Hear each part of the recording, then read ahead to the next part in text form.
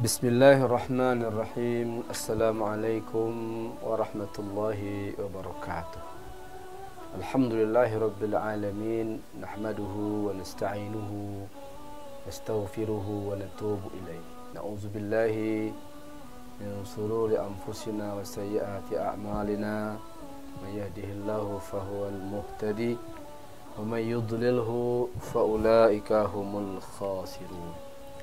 Asyhadu an la ilaha illallah wahdahu la syarika lah wa asyhadu anna Muhammadan abduhu wa rasuluhu sallallahu alaihi wasallam la nabiyya ba'dah. Kaum muslimin, hamba Allah yang mulia, kita bersyukur pada Allah Subhanahu wa taala. Kita perbanyak kalimat alhamdulillahirabbil alamin. Berangkat dari keyakinan kita bahawa Allah yang menciptakan kita, Allah yang memenuhi kebutuhan kita, Allah yang menjaga kita. Berangkat dari keimanan bahawa semua kejadian, semua peristiwa apapun terjadi kerana Allah izinkan. Dan orang yang beriman sangat yakin bahawa asal dirinya beriman, asal dirinya bertakwa, maka tidak ada kejadian buruk. Yang ada mungkin kejadian yang zahirnya buruk, tapi sejatinya Allah sedang memberikan kebaikan. Bagi orang beriman, sakit adalah ladang amal, yaitu dia berpeluang mendapatkan pahala sabar, berpeluang dihapus dosa-dosanya dan dinaikkan derajatnya. Apapun model musibah, bagi orang beriman, dia yakini dengan keyakinan seperti ini. Ketika ada kehilangan, ketika ada yang luput, ada yang gagal, orang beriman percaya, kenapa hilang? Karena Allah ingin mengganti dengan yang lebih baik. Kenapa gagal? Karena Allah ingin mengalihkan kepada sesuatu yang lebih afdal.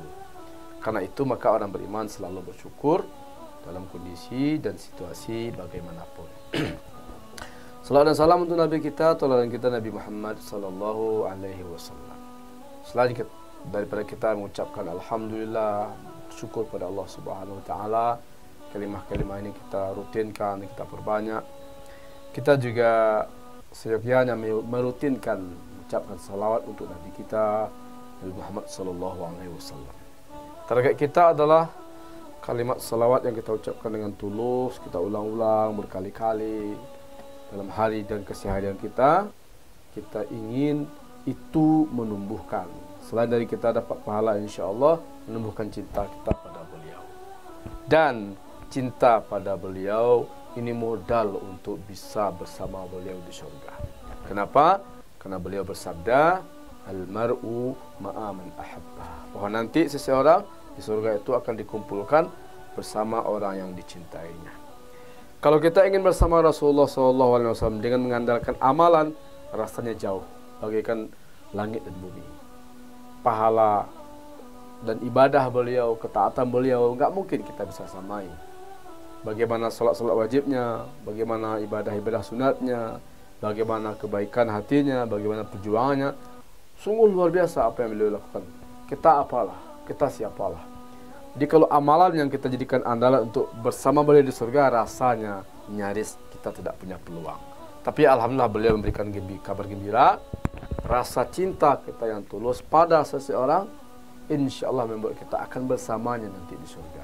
Maka dengan modal mencintai beliau, benar-benar tulus kita mencintai Rasulullah sallallahu alaihi wasallam, insyaallah kita berpeluang seperti yang beliau janjikan untuk nanti bersama beliau di surga.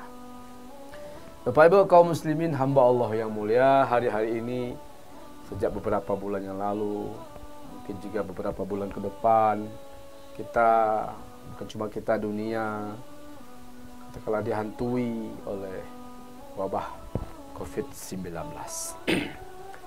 Dihantui oleh was-was seandainya itu menimpa dirinya atau keluarganya atau orang-orang yang dicintainya, sebagaimana sudah menimpa ribuan orang lainnya, dan sebahagian sudah menewaskan juga ribuan jumlahnya.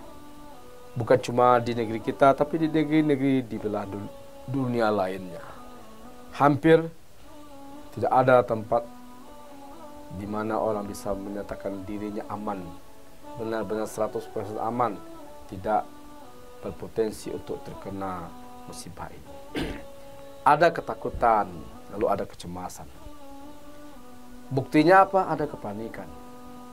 Buktinya apa? Ada gulat-gulat wajah ketakutan. Tetapi mungkin yang penting bagi kita adalah apa arti semuanya ini? Kenapa mesti takut? Kenapa ada kecemasan? Kaum muslimin hamba Allah yang mulia ini membuktikan sebenarnya bahwa memang manusia, termasuk kita, takut mati. Ini juga membuktikan bahwa kita mungkin memang tidak siap mati. Karena yang ditakutkan dari virus corona adalah ternyata dia selain dari menyebar dengan cepat, ternyata juga membunuh juga sangat cepat. Ada orang masuk pagi, sorenya meninggal. Ada masuk hari ini, 2 hari kemudian meninggal. Begitu. Dan itu kita lihat, kita dengar, kita tonton di media-media. Sehingga wajar ada ketakutan yang juga mewabah. Mungkin yang meninggal oleh corona jumlahnya banyak, dan yang meninggal oleh ketakutan karena corona ini juga tidak kalah banyaknya. Jadi kita memang takut mati, akui saja. Kita mungkin tidak siap mati. Siapa itu orang yang takut mati? Kemungkinan 2. Pertama, memang orang yang tidak mengenal apa itu mati. Yang dia tahu hanya hidup, yang dia tahu hanya dunia. Karena itu maka di dunia ini kerjanya adalah bagaimana meraih kehidupan, mempertahankannya, meningkatkannya, dan tidak mau melepaskannya. Dia takut mati karena dia tak siap kehilangan apa yang sudah diperolehnya. Mungkin harta yang sudah dikumpulkannya, jabatan, karir yang sedang dijalaninya. Mungkin dia juga tidak mau kehilangan, berpisah dengan anak-anaknya dan keluarganya. Sementara setelah kematian, sebagian orang tidak tahu apa yang terjadi. Orang-orang tidak beragama bahkan mengatakan memang hidup inilah satu-satunya kehidupan. Maka dia tidak siap kehilangan kehidupan satu-satunya. Karena dia tidak percaya bahwa ada kehidupan setelah mati. Maka orang ini takut mati. Karena hidup ini baginya segalanya. Dan kematian pemutus segalanya itu. Dan dia tidak akan ada lagi peluang. Dan dia tidak meyakini ada akhirat. Ketakutan ini yang membuat dia akhirnya ngamuk. Kadang stres. Kadang melakukan tindakan-tindakan yang abnormal. Kadang membuat perilaku-perilaku yang mungkin tidak pantas. Berteriak-teriak, menjerit-jerit, tapi dia nggak mengerti mau berteriak sama siapa, lalu menjerit pada siapa, karena dia tidak beragama.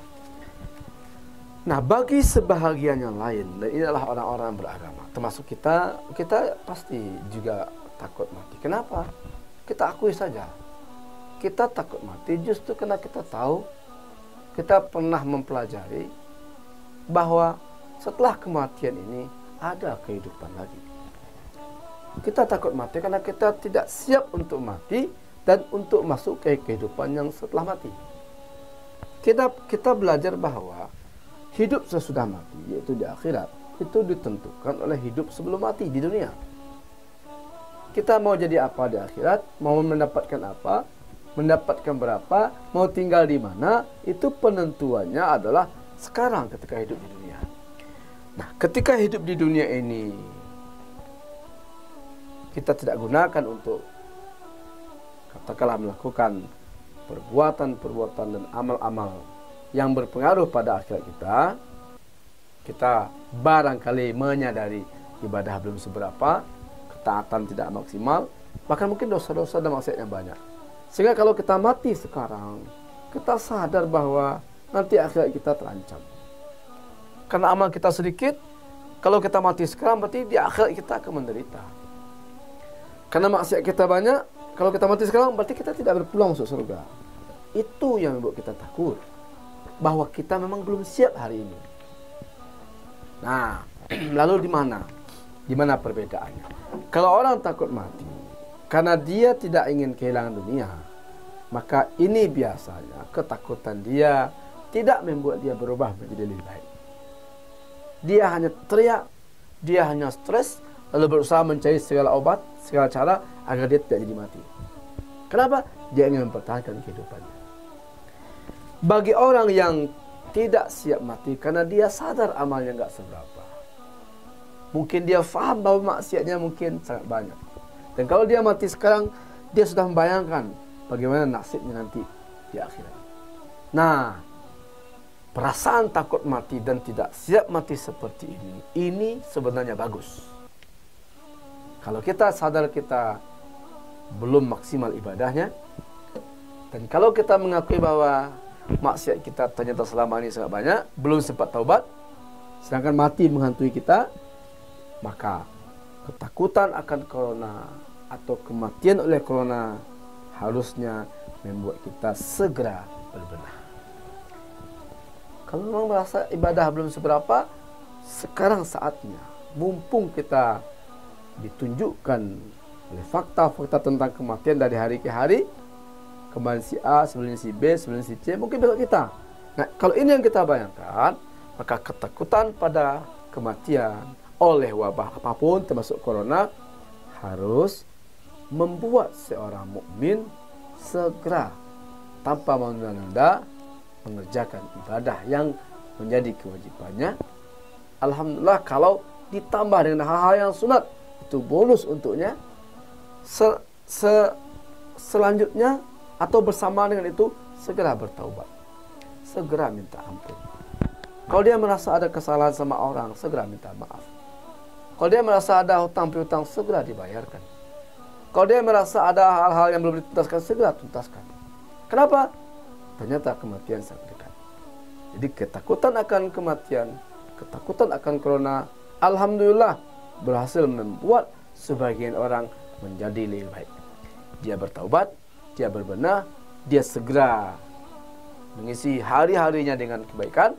Dan kalau seandainya akhirnya ternyata takdir Allah, dan itu sudah Allah tuliskan sebelum dia dilahirkan, bahwa dia termasuk yang akan jadi korban COVID-19 ini, di saat dia sudah berubah, bertaubat, beramal, maka insya Allah dia mati dalam keadaan husnul khatimah.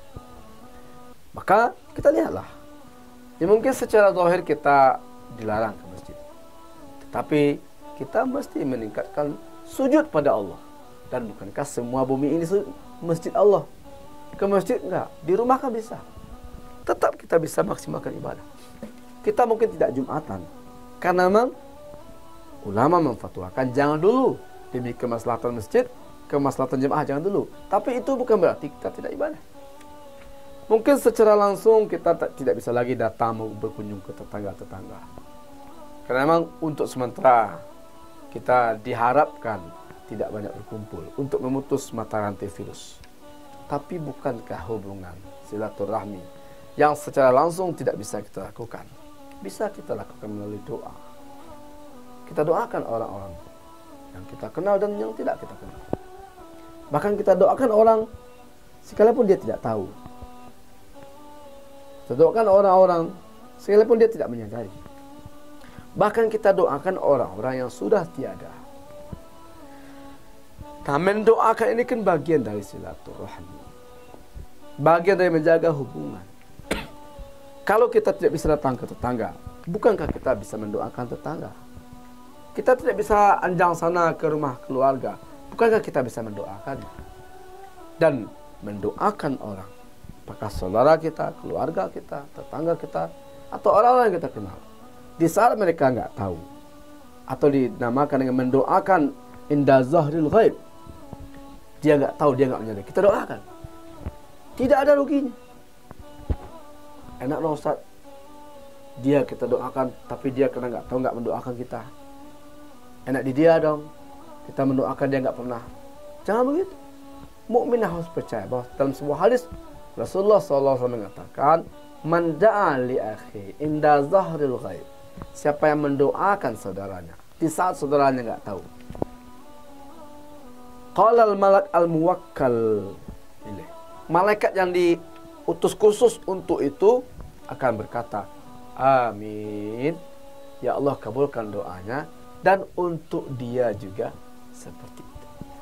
Jadi kalau kita doakan, katakanlah karena kita nggak bisa kemana-mana, kita hanya di rumah, nggak bisa kunjungan, nggak bisa salaman, nggak bisa bertatap muka, kita bisa berdoa. Kalau kita doakan, ya Allah tolong selamatkan tetangga saya dari COVID-19, Dia nggak tahu, sehingga dia tidak mendoakan kita. Rugikah kita? Tidak. Karena di saat itulah, di saat kita mendoakan orang yang tidak tahu kita doakan itu, malaikat datang, diutus khusus oleh Allah, mengaminkan doa kita. Amin ya Allah, kabulkan doanya. Dan dia juga. Berarti, kalau kita mendoakan agar saudara kita dihindarkan dari COVID-19, dari virus ini, apa kata malaikat? Kamu juga dihindarkan. Kalau kita mendoakan tetangga atau teman, agar dia diberi rezeki yang melimpah, kesehatan dan sebagainya, kebahagiaan dan keberkahan. Dia nggak tahu, sehingga dia tidak mendoakan kita. Rugikah kita? Tidak. Karena datang malaikat khusus, memang diutus khusus oleh Allah untuk mengaminkan doa kita. Amin. Walakan.